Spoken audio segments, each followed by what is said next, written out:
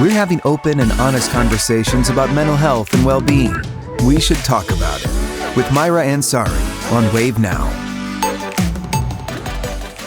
Hey everybody, thanks so much for joining us here for another edition of We Should Talk About It. I'm Maira and Sari with Dr. Stephen Taylor from U of L Peace Hospital, and today we're talking about living in the moment. How many times are we like this? Or like this? All the time, right? I never do that. You never do that? Okay. You never doom scroll? Oh yeah, doom scrolling. There you go. There we go. There's a word that if y'all don't know what it means, it's kind of like when you're aimlessly scrolling and it sucks you in and you can't get out of it. And specifically about negative stories. I mean, that's really the target of doom scrolling, right? Because it's about the doom and how bad things are and how much worse it's going to get, and being sort of in this vortex of badness and worserness, if I can make up a word. And it kind of sucks you in and you can't get out. And then, you'll find yourself in a funk. And you're like, why am I feeling that way? Right.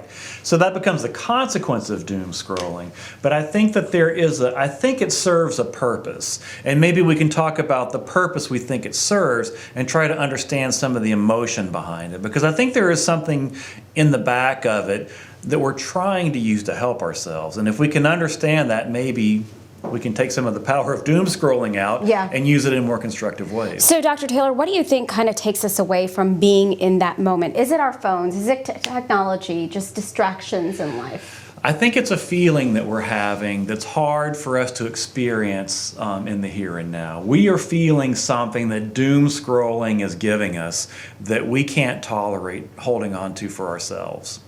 I'll use a kind of a very distant sort of analogy to it. Have you ever played devil's advocate at a dinner party? Sure. Right? So there could be somebody at the dinner party who has a particular view on a particular topic that you happen to also believe. But this person is, they are entrenched in that belief. They are not going to let go of that no matter what. Yeah. Well, have you ever found yourself playing devil's advocate with that person? Taking on arguments that might be on the other side of that issue that you ordinarily don't think about for yourself, but because they are there and they're unshakable, that they're not going to, or you might have been that person at a party before where you are so set on a particular view and other people are playing devil's advocate with you, people who hold your similar view. That's a little bit of what I think doom scrolling is bringing to us, because it's holding a feeling for us that we have a hard time holding on to for ourselves.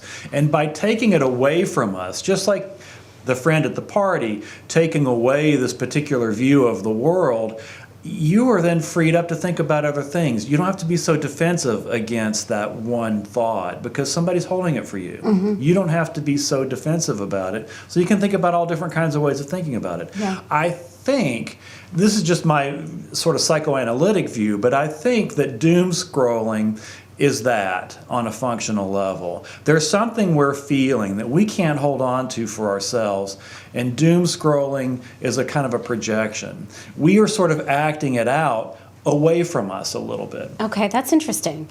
What happens to us when we don't, say, enjoy the things in life because we're too worried about capturing it with the camera, or we're not just sitting back and just watching it? And I'll give an example of that. I was at, I'll bring up my daughter's graduation from kindergarten, but I was so worried about getting it that I just wasn't, I'm here holding the camera and I'm moving it around, but I just wasn't sitting back and just soaking it in with just being there in that moment. And I realized that, like, why did I feel like I had to, yes, getting a photo was important, but we're not there sometimes, experiencing it. Yeah, I think that's exactly right.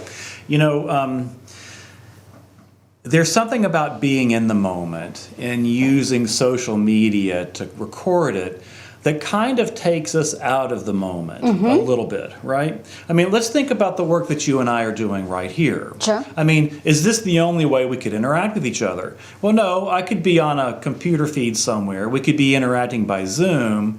But is that the same thing as you and me being in the room together? No, it's not. It's not the same thing, right? So I think there is something about the here and now and being together in an interpersonal way that we all know is meaningful. And so when we use the camera, when we're using whatever as a way of expressing what's going on and taking ourselves out of it, we are taking ourselves out of it. And we're going to feel that on some level, whether it's overt and obvious or whether it's something deeper or more unconscious. Something happens when we pull ourselves out of it that we're not really there. We're not really fully engaged in it. And so we're missing, Missing out on so many things. And Right. we were talking about this earlier too, that I took Facebook off of my personal phone because I found myself just kind of on it at all times and just kind of scrolling, as we were saying, just scrolling and not maybe taking part in an important conversation or noticing what's going on around me because I was so focused in on this pointless stuff, right? At the end of the day, it didn't really matter to me, right? I may be speaking more to my own generation here, but how often have you been at a restaurant and seen a couples absolutely sitting at the table with their phones out?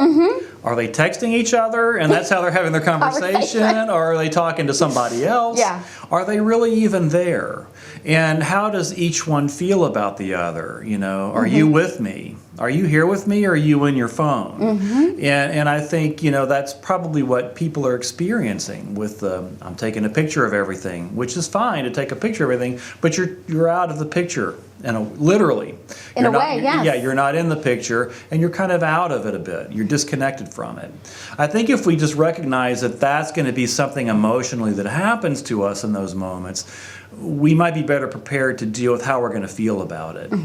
So the impact that you have from that time that you spend from being away in that moment to kind of reflect, for me, I noticed, okay, maybe I'm not taking advantage of all the times that I could be talking to my kids, even though I think that I'm with them all the time. But if I'm on my phone, am I really with them? Right. Exactly. I think that's so true. So, being in the moment, that's sort of where we're at. And I think that's one of the things that social media can both give us and take from us at the same time. I mean, it is a kind of a way for us to record where we are and what we're doing, but it also takes us away a little bit from where we are and from what we're doing. So we gain something and we miss something at the same time. So what's the obviously gaining something, missing something, but what can happen? Is it just you develop you're conditioned to be disconnected and think that that's normal? What's the outcome? Well, we're social creatures. We need to interact with each other. We need to be connected to each other. And if we put something between us, we remove that, and we're really missing something. If we completely live our lives through movies, we sit in the cinema all the time watching movies. Movies are great, but if that's how we live our lives, we don't live it. We're missing out. We're not actually in the story. We're just watching somebody else's story. And we may get a lot of emotional benefit from that, but we're also missing out on a lot. Sure. So you may be living your life through somebody's Facebook or their Twitter or their Instagram. So Dr. Taylor, when should folks realize, okay, maybe I need a break? Maybe I need to disconnect. Maybe I need to put up a wall against the things that are taking time away of what's important for me and my well-being. Yeah, one thing could be to put time limits on it, right? You can put time limits on your kids and say you have this much time. You can spend this much time with your games or this much time on your phone. We could do the same thing to ourselves. You did it to yourself. I did it myself. And you put a time limit on your Facebook. And I'll tell you, at first I was like, oh my gosh.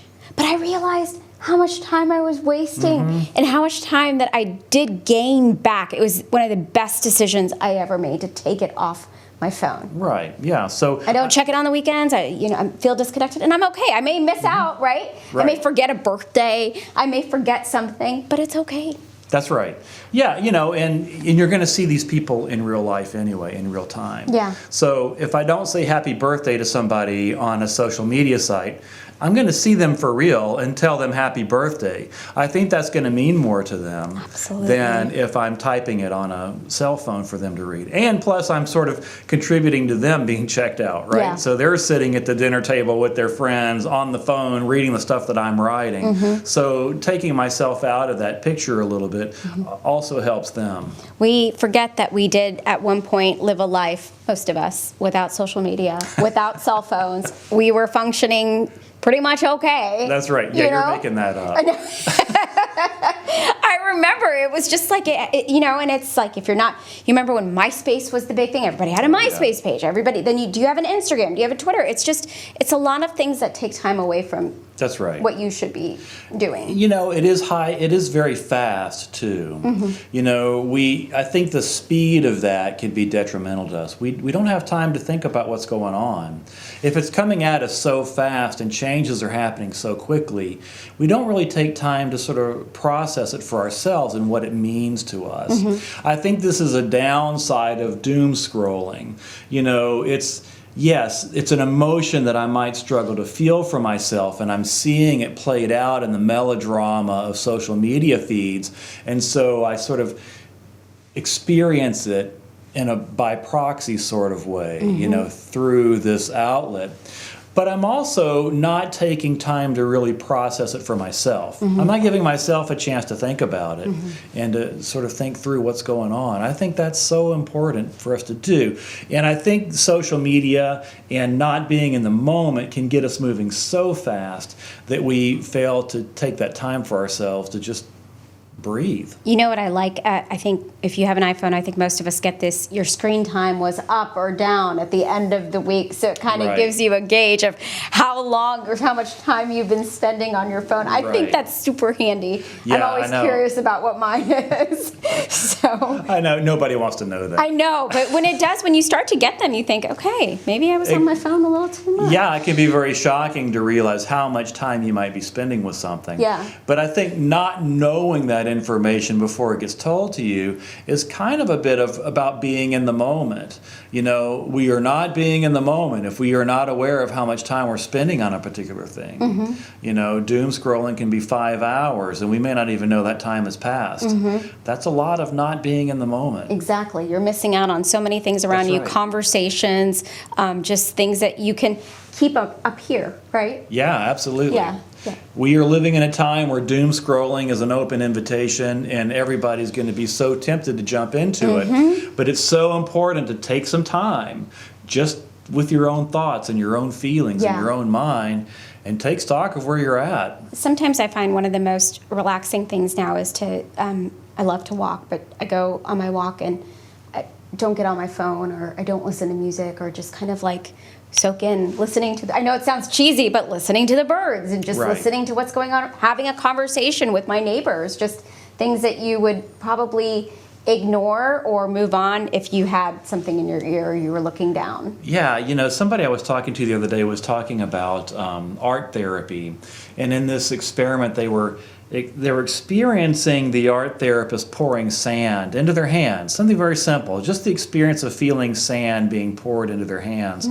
But there was something about that was so centering for this person, really feeling themselves experiencing a moment in time, I think is what you're talking about.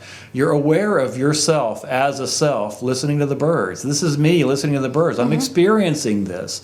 And that's an important thing to do. You are you in that moment, experiencing that moment, and you're aware of it. You're feeling it. You feel the heat, or you feel the air. You feel whatever is going on around you. You're feeling it, and you're aware of that.